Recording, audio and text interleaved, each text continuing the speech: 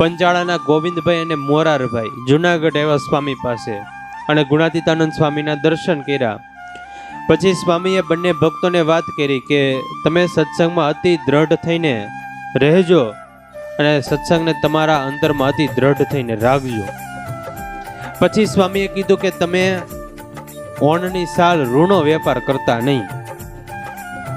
આવી વાત સ્વામીએ કરી. આવા મોટા સંતના વચન પડ્યા એટલે ગોવિંદભાઈએ તો આંખો બંધ કરીને કાંઈ પણ બીજો સંકલ્પ કર્યા વગર સ્વામીની વાત બધી માની લીધી. અને ગુણાતીતાનંદ સ્વામીના વચન એ કંઈ ખોટા પડે નહીં, સ્વામી જે પણ કહે એ સાચું જ હોય.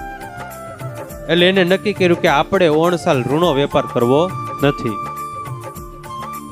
પણ મોરારભાઈને મનમાં એમ કે ગુણાતીતાનંદ સ્વામીને થોડા ઋણા વેપારની કઈ ભાવની ખબર પડે, ધંધામાં એમની ખબર નહીં, એમને ખબર પડે નહીં, એમની સલાહ કઈ કામની નહીં.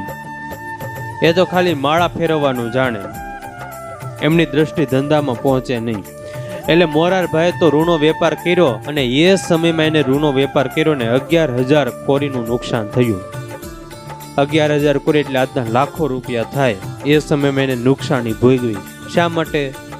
તો કે આવા મોટા સંતના વચન પડાતા ગુણાતીતાનંદ સ્વામીએ કીધું હતું, તેમ છતાં પણ પોતાના મનની અવળે મૂકી નહીં, પોતાના મન ધાર્યું કર્યું, મનના સંકલ્પ છેડા નહીં ને ઋણો વેપાર કર્યું તો નુકસાની ગઈ.